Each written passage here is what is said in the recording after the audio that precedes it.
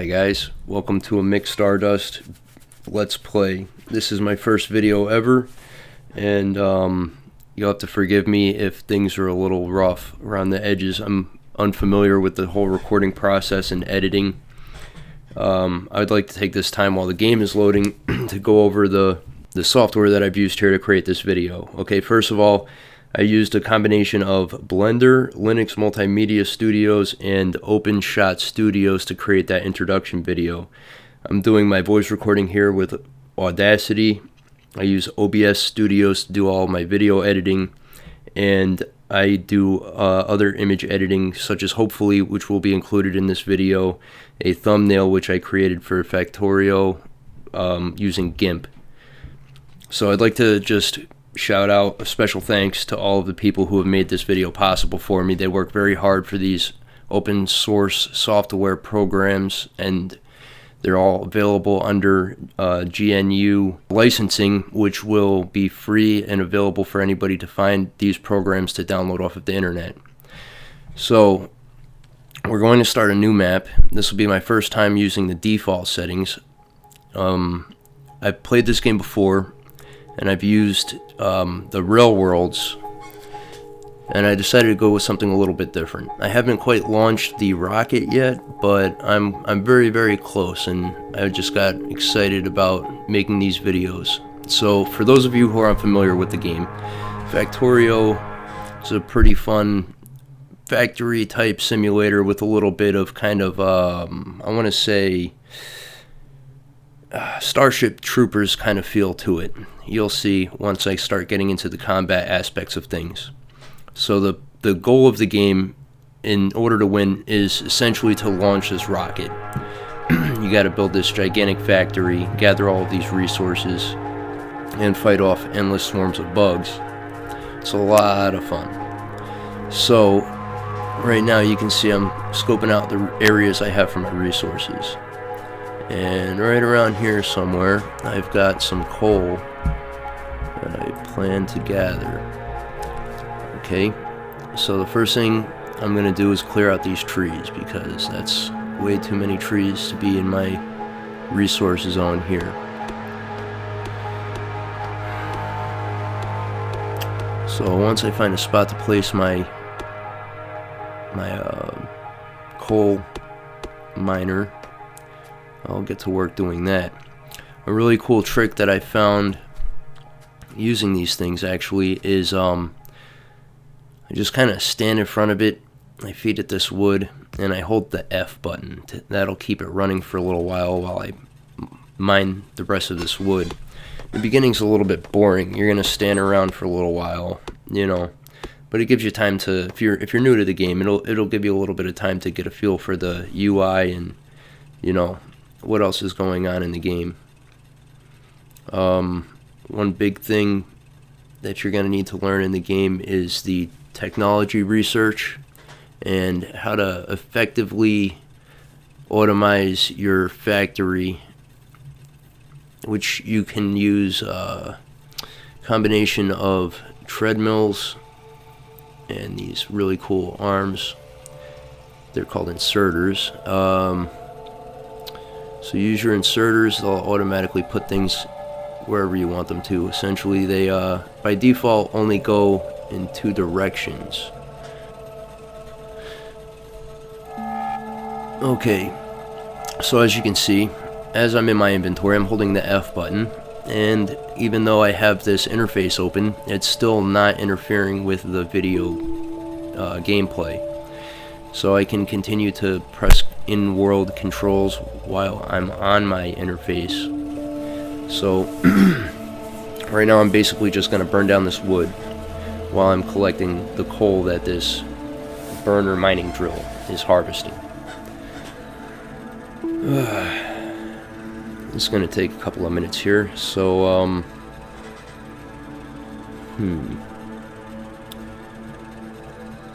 One of the first things that you want to get going on in the game is to try to get rid of your coal dependency as soon as possible. Essentially, you can make everything completely dependent on electricity, whereas your burners that'll run your electricity will be the only thing that you really need coal for. You can do solar power, and it's pretty effective on its own. And in my train world game, what I did was I just basically made a giant solar array with all of these accumulators attached to them, and I just used that to run my entire coal mining operation, so that basically instead of upgrading all of my electric grid with the solar panels, I wasn't sure how many accumulators I would need and what kind of resources that would take. So I just used that little area for experimenting around with circuits. You know, I made some signs flash, lights, you know, and that's some really cool things that you can get into with this, kind of like in Minecraft, except it seems to be a little more real world based. You have wires that you can run them on all of the telephone poles and everything like that. It's really interesting, actually. I use the circuits to automate my trains. They prevent all of my goods from getting mixed up when I have different cargo trains going from station to station that are carrying different types of goods. And you make the station stop sign basically reads the type of cargo that's in your train and sends a signal out to the correct nodes, which will make the inserters function the way you want them to. So iron, at least for now, is the primary resource in the game. And what I'm doing here is I'm going to just stand here and I'm going to save up a fair amount of iron, so that way I can begin to start to make my electrical factory, my power plant. Excuse me. So for that, we're going to need some stone to make these furnaces with, and we also need some copper. So I'll go gather that copper in a little while. Yeah. Here basically all I'm doing is, so I don't have to sit there and babysit the mining. So I don't have to babysit my miner. I'm gonna just make this treadmill, so that way all those resources load onto that, and then I can pick them up. They will stop eventually if you have them full. They won't just sit there and keep wasting fuel, and they won't pile resources on top of each other. So you got to eventually make sure that the line is clear, which is why automation is a very important aspect in the game, at least if you want to be successful. So these furnaces, they, like in Minecraft, I think they call them a forge. I can't remember. It's been a long time since I played Minecraft. So yeah, you take your iron ore, you put them into the machine, the furnace, and they create the iron plates. So yeah, like I said, I'm just going to wait until I have a fair amount of iron plates.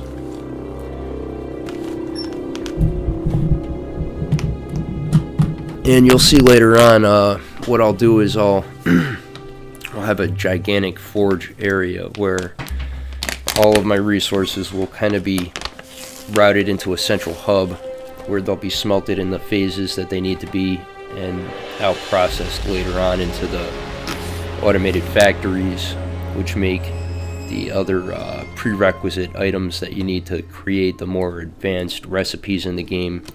And then you'll see later on, as you get into second and third tier equipment, that you need even the first tier objects to create some of the more advanced things. Like, for example, an electric forge requires you to have a stone furnace, and I don't know, I think some red circuit cards. Can't exactly remember the recipe off the top of my head. So one of the first things that you really want to get going on in this game is to automate your science research.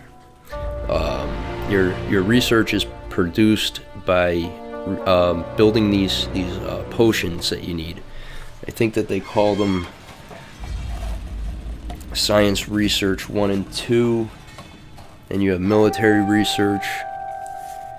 I think Science Research 3 and 4, Science Research 5, and then you have Rocket Research, which all become much more difficult to produce as time goes by, and it really overcomplicates the way your factory layout is if you're trying to run everything with treadmills, which is why automated robots and set up the logical network and circuit networks so you can limit your production, save yourself on some resources, and just make a lot more sense out of everything as time goes on.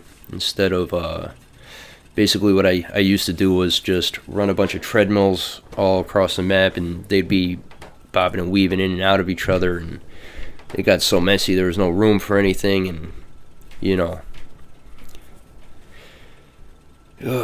trying to troubleshoot one problem when everything is all intertwined like that is like trying to untie a knot in a ball of thread.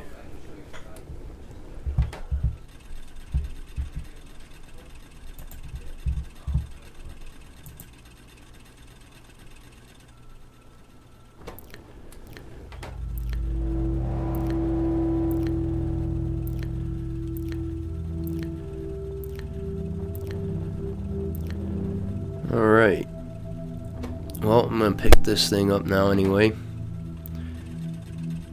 I'll let this iron finish running itself real fast, and come over here and grab up some copper. That's the next most important thing. Besides the iron, you will use a lot of copper in the game for creating mostly wires, which you'll use to make circuit boards, which are used in pretty much everything under the sun. You're going to need circuit boards, red circuit boards, and then later on in the game there are more advanced cards which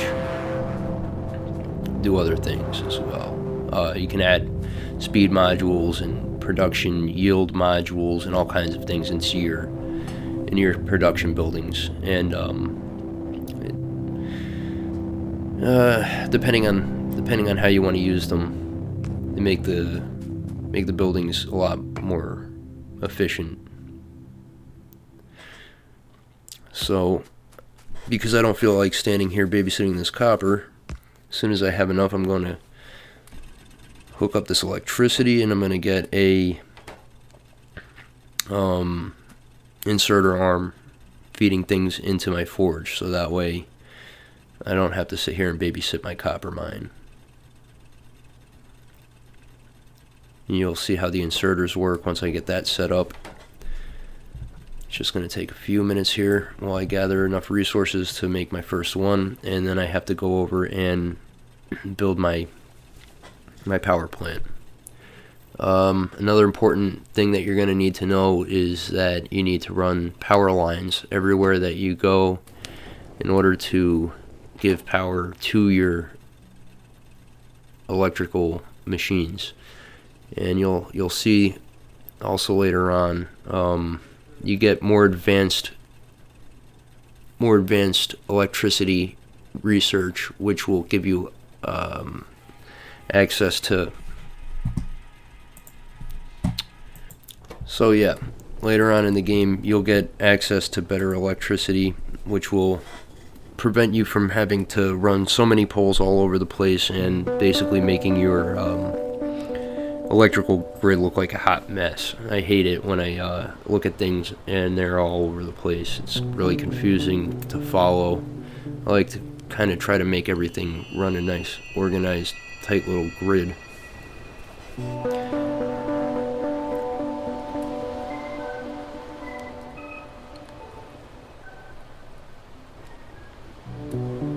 So, looks like we have enough to create our steam engine and our boiler, as well as the offshore pump, which is the necessities that you need to begin to create your electricity.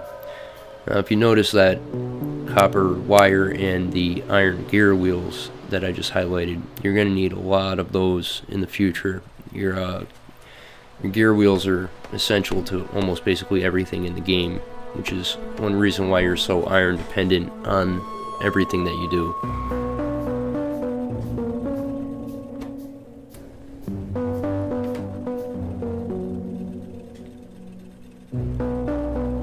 Just standing here waiting for a little bit more copper.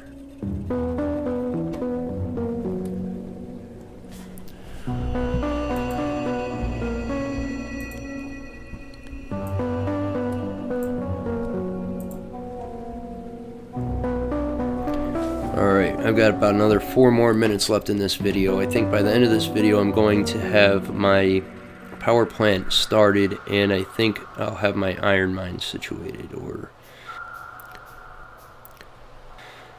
something like that. You see there the flashing hazard sign is an indicator that there's no electricity running to that piece of equipment. Alright, so the first thing that you need to build in order to make your steam engine run, which will produce electricity for you, is this offshore pump. It's been a little while since I played this game, so I forgot exactly how to set it up. That looks okay, but plugging it in like this doesn't work. So, take a lesson from me. Don't do that again. You'll see I'm going to run into some trouble here with it. I'm going to use wood to fuel it to get it started until I can get the electricity up there to make my coal mine come down here to automate shoveling coal into my machine. So basically I think, yeah, I'm going to clear out this track here that I'm going to run up to make my coal come down here on the mill or belt. So I'm cutting these trees, which I'm going to use as fuel to burn in my boiler, and you'll see eventually that this is going to be a giant treadmill. It's going to be full of coal, so that way I can feed my machine without having to babysit it all the time. Take a little bit of time to get started, but once this is all going, you don't have to worry about it anymore.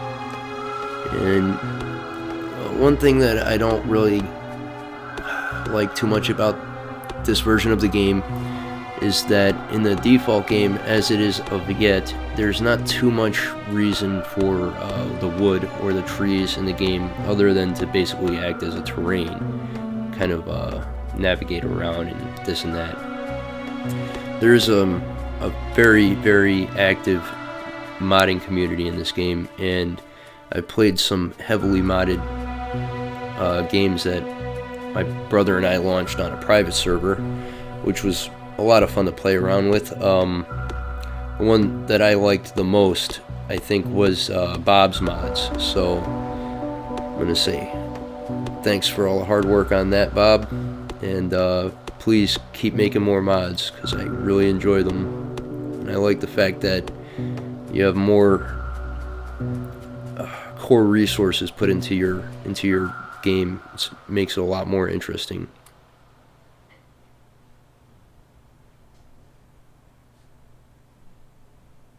So right now I'm running out my power lines over here, and you'll see any second now that my machine will begin. Oh, and it won't, because I forgot to plug the power into it. I don't have my steam engine going in the right way. You'll see I'm going to reconfigure this here in a minute, and that's where I'm going to end this video. Alright, thanks for watching, guys. I hope that you've enjoyed my first session here.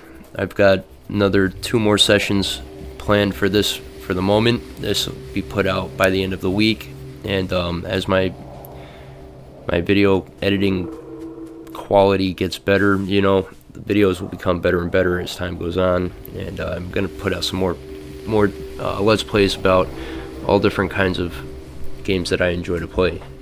A lot of simulator games, maybe some Minecraft, and Roller Coaster Tycoon. If you'd enjoyed watching, please like, comment, and subscribe, and we'll be making some more videos here soon.